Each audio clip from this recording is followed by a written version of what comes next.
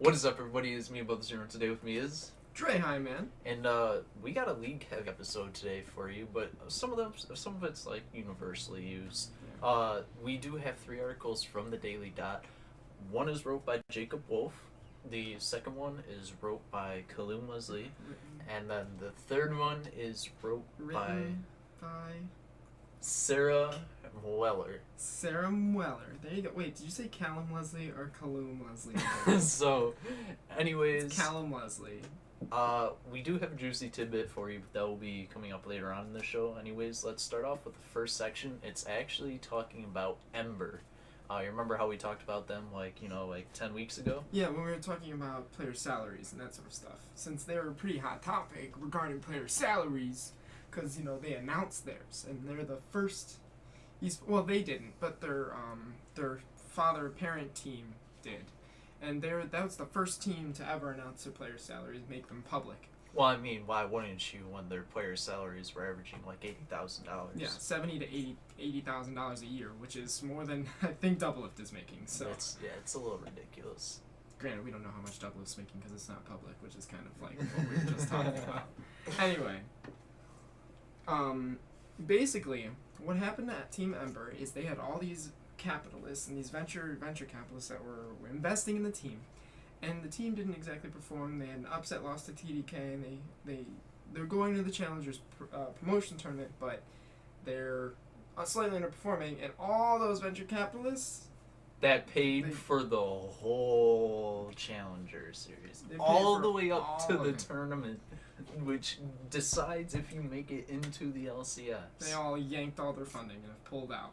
So, with no means to pay all their players these luxurious contracts, which is a pun you're gonna notice later. They had to drop all their players except for contracts. Who's a player? His name is Contracts. So the only one with the contracts, because they dropped all the other ones. You get it? I get it. Okay. That joke wasn't scripted.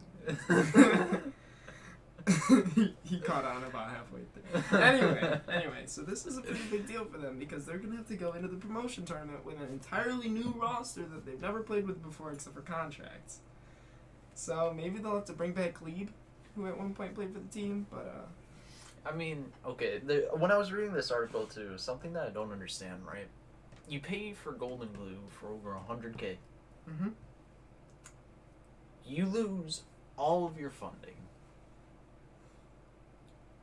And your decision making is, you know what, we can't pay these players these salaries, but let's pick up Santorin for $104K. Yeah, really makes it. Who is already on a team, by the way. Yeah. Like, what about the poaching rules, right? What the fuck? Well, I mean, that's technically. They probably approached the team and did it the right way, but the poaching rules are like when I talk. I mean, I know. I'm just saying, like. Regardless, they paid $35,000 just to get him off of that team, and then signed a contract with him for another $104,000 or something like that. Like, where is this money coming from? Well, nowhere now.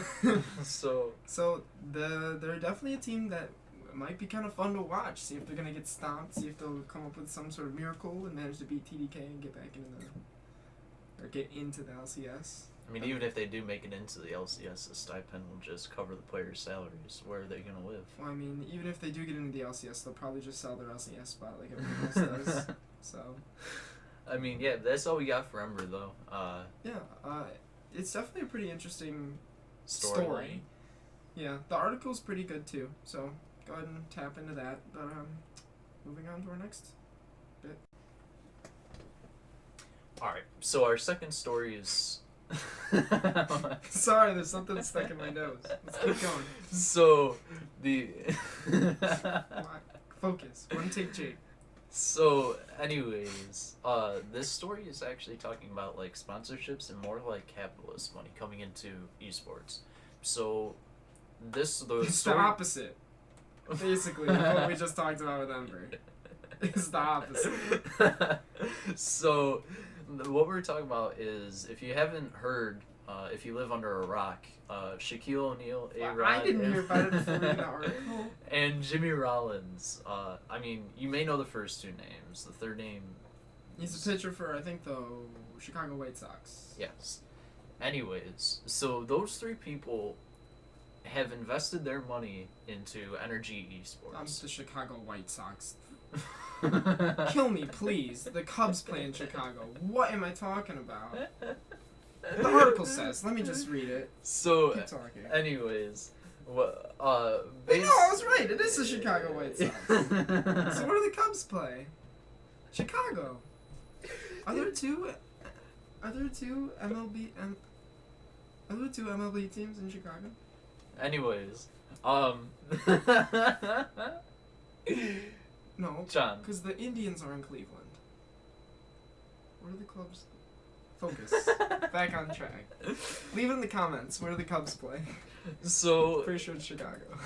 Anyways, if you do remember, NRG was bought at the beginning of this split by the Mavericks owners. So everybody that is an owner shareholder of NRG Esports is back from a traditional sports background. Yeah. Now, what makes this interesting is that means, first of all, people outside of the industry are starting to see this as an investment opportunity and seeing that there's a chance for them to make their money back, kind of like real estate or owning your own business or I don't know what else. Rip it. So that's kind of what I wanted to talk about with that article, but it kind of ties in with the next one, which actually talks about Optic Gaming getting a non-endemic sponsor in Pepsi. Now, Pepsi owns a shit ton of products, one of them being Brisk. Now, they created a new product of Brisk called Brisk Mate? Mate. Yeah, it's called Brisk Mate because they use some of the ingredients that they use come from natural mate. Alright. I made that word up. Anyways, the reason they went with Optic, first of all, everybody knows who Optic is, right? They got a huge social media following. You say Optic, like, people know the fucking montages from back in the day. They have Nade Shot from Call of Duty. Yeah. They have the best Call of Duty franchise in the world. They finally have moved over to Counter-Strike for the E-League this year, which will be coming up soon. And just the fact that they're the first team to get a sponsor from, like, I don't want to say like a real sponsor because that would kind of be putting down like the Intels and the Corsairs but from of the day. A non-computer related. Yes. So that's like very interesting. Also in the article it says they're gonna do a video series, kind of like HyperX did, about where they're going to go paintballing, go-karting, like more real-life stuff, asking the players questions, and trying to bring it more into like the light of the average person, you know? It's almost very similar to what we talked about last week and what Red Bull does with their videos and stuff like that. Yeah. Very similar. And that just means like this is just like really good because there's going to be more money for more tournaments. There's going to be more money for the players, for the organizations, and like just more opportunities in the scene as a whole. Like everything about this is good. It may seem kind of sorry, I didn't mean to interrupt you. Well, I did, but it may seem kind of like far-fetched, but like people are going to see this new product too that they're putting on shelves places, the Brisk Mate, and then Mate. I made that up, but Brisk Mate, that's what I'm calling it. And they're gonna like be like, "What is this?" Buy it, and like see Optic. What's that? And then they'll look it up, and then you never know, you might get another esports fan out of that. So, I mean, it's kind of far fetched. That's like saying I see a number on a billboard and I'm gonna call it, but I mean it's possible. You can't say it's not. I mean, there is a billboard on my way to work on the weekends that just says "Go Jesus!" ! Right, exactly. Those kind of I mean, it's not too dissimilar from like when Halo 4 partnered up with Mountain Dew. Yeah, I mean, like I don't think this. I mean, Microsoft kind of has been losing on all the deals, anyways. Like, yeah. But I mean, rip Expo, Rip. whatever. anyways, I think that's really cool. Hopefully, we see more companies come in, see more opportunities, and I mean, maybe if Muscle Milk wants to sponsor the show, Maybe. Hey, he's got a pillar over here that's almost as tall as I am. I'm sure you've been noticing it getting bigger and bigger every couple of weeks. There's another. I'm talking about that. No, not this. Not me. That. Alright. But, anyways, we'll hop into the next section. I don't know why I said that. Yeah, I didn't even stop. Alright, so for the last section, what we're going to be talking about is the juicy little tidbit. It's all of League of Legends for the last 9 weeks. Yeah. So, first of all... juicy big tidbit. Yeah. That's like a sexy big tidbit. So, let's talk about EU first of all, right? Right. So, coming out of the gate, G2 Esports. Right? They surprised everybody. Like, first split, they had a decent lineup. Like, people expected them not to be, like, in relegation zone, but they did not expect them to go 15-3, right? Yeah, I mean, they're expected to be pretty okay. Yeah, like, they were supposed to be, like, the middle of the pack. Like, everybody saw Kikis was playing top lane now for them, and, like, instead of jungle, like, he was for Unicorns of Love, and like, just, like, all this team that, like, they came into the split, and they played like Origin did last split, where they were just outplaying people and being super aggressive, and then they just kept winning. So, they're in the first place spot. But second place is a team that everybody thought was going to be first place. I mean, H2K, they definitely almost lived up to their expectations. If G2 performed the way that we thought they were going to, H2K probably would have been first place. I mean, well, H2K, they finished third last year. They've been pretty solid throughout the whole year. Every single event that they've been at, they've just been really good. Fucking Prowley's been doing a great job over there in Europe. Like, yeah, I mean, except for Worlds. Well, Lulex. Anyways, I mean, H2K was kind of expected, but it was kind of getting a little shaky there the last week. Yeah, because especially Vitality, when they thought they were going to lose Forgiven, too. Yeah. Like, if they, first of all, if they lost Forgiven and Vitality, when they came in with their roster this year, with H2K's bot lane from last split, like, and just when people saw that lineup, they were like, Vitality's that's going to be good. Vitality's the team to beat. Yeah. I think people almost thought Vitality was going to take first place. I mean, when I saw that, I was like, that's going to be a contender for first, second, third. Like, they could possibly go to Worlds, right? Yeah, except for you were talking shit about Cabashard. You didn't like Cab. I mean, I don't really think he's that good. Anyways, that's my own personal opinion, but that's really good for them. I mean, G2 and Vitality doing real good in their first split, but then, I mean... We got the sophomore boys, Origin. I mean... Coming up in fourth place this split. They started out the split really well. I'm a huge Origin fan. They started off the split. It was terrible. They lost the first 2 games. Then they came in the second week and went 2-0. But they lost in really shitty ways. And apparently they didn't have internet for the first week, but I feel like that just crushed their momentum. So they didn't have any... They didn't have Hold on. They didn't have internet. Yeah, at their house, they didn't have internet for the week before the LCS started, so they couldn't practice at all. They couldn't go anywhere to practice? I guess not. That's what they said.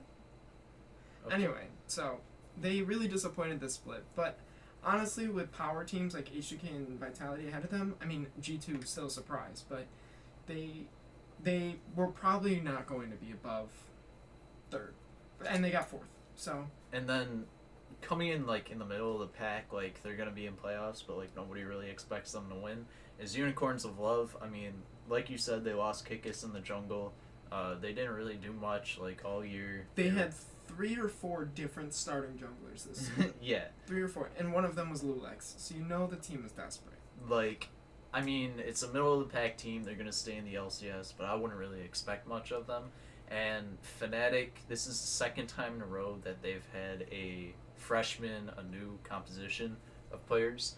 And by the way, can we just remind people really quick, the reason Fnatic lost all their players is because they bought the miscellaneous peripherals company, and they couldn't pay for their contracts, so they had to get a new squad, which is why all their players went to NA.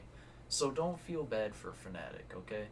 They did it to themselves. Yeah, I mean, you can feel a little bad for Fnatic because they're so used to winning and they had to lose a little bit. And nobody's buying their peripherals. Right. Anyway, so moving on to NA, we've got the team that the team ruled around the world. What? And it's Immortals. It wasn't English. But anyway, Immortals dominated everybody. They lost one game to the second place team, who's CLG. And honestly, I hate Hooney, and I really don't like him a lot. He's too cocky. I hope they lose very quickly.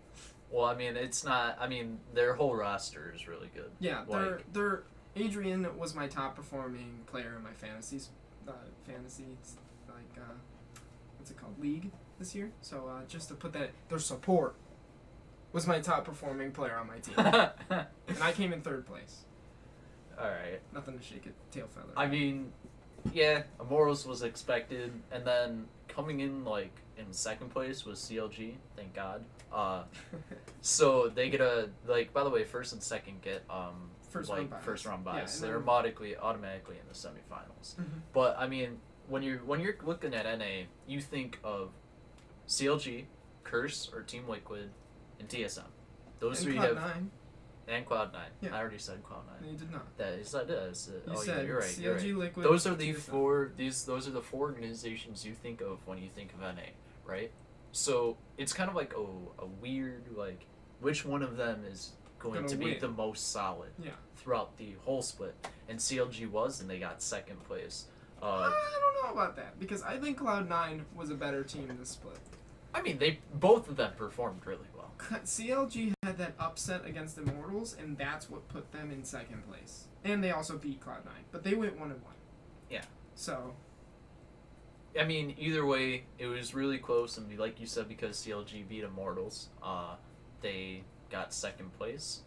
But right behind them, the meme's still alive.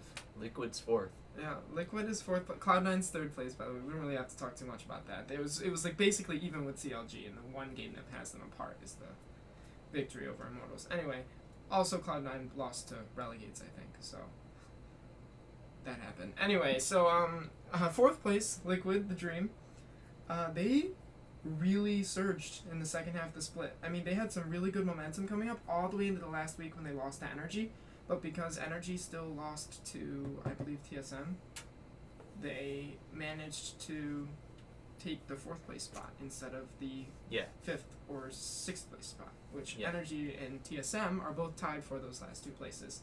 TSM is definitely a point to talk about, though, because of that roster they have. Just go ahead. Well, when you pick up the highest profile NA player and the highest profile EU player and an up and coming NA player and keep your star mid laner and then get fucking Svenskeren, you think that team is gonna be really good. And with all the funds that TSM has, being the highest income LCS team. Yeah. Maybe SK team might make. Well, it's not LCS. That's not LCS. I said League of Legends. No, you said LCS. Did I? Alright, LCS team for sure.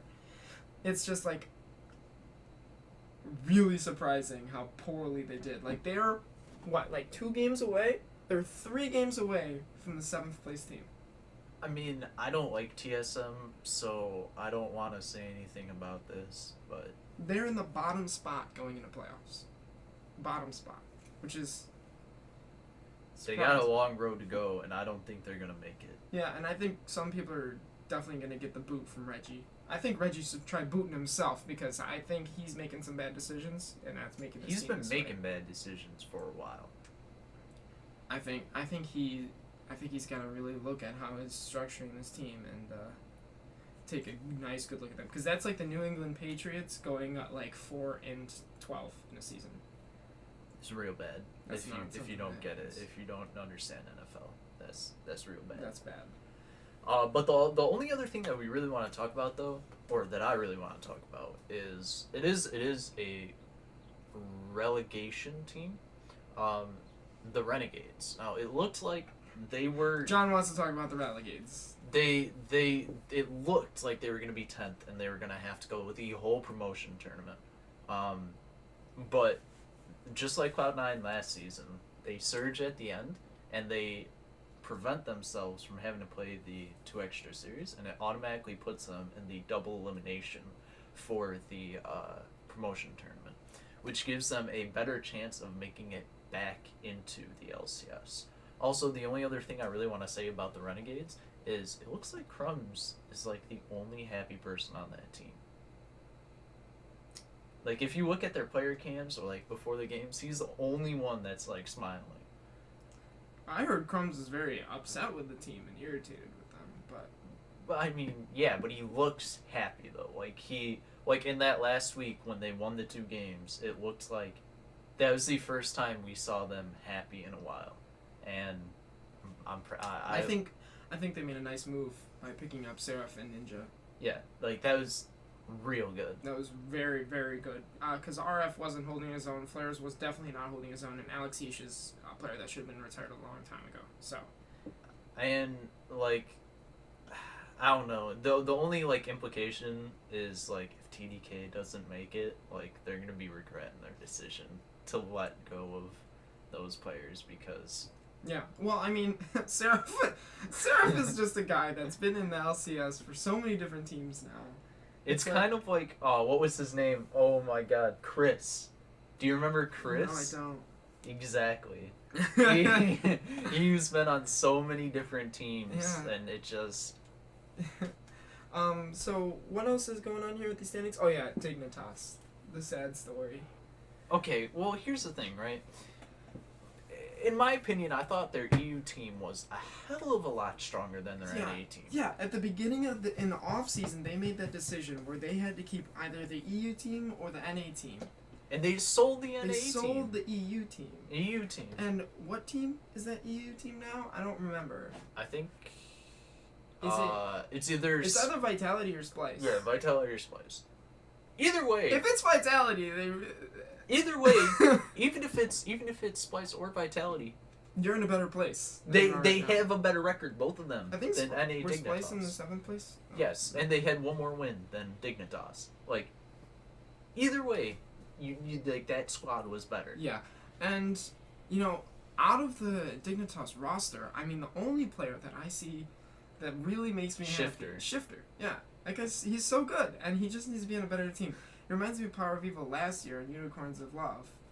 And now he's on Origin. Well, I mean, Power Vivo's disappointing. Bad example. Bad example. but yeah, like I don't know. I mean, you can't know like back in the line, like obviously. But we all know Dignitas is not going to get relegated. Like they're just gonna come crawling back. They're being a Kiwi kid with that big smile on his face. They're like, we're still here. And then they're gonna be here for another split. Yeah. But I mean, we've been rambling on for a really long time. Yeah, that's what happened with the LCS. All right.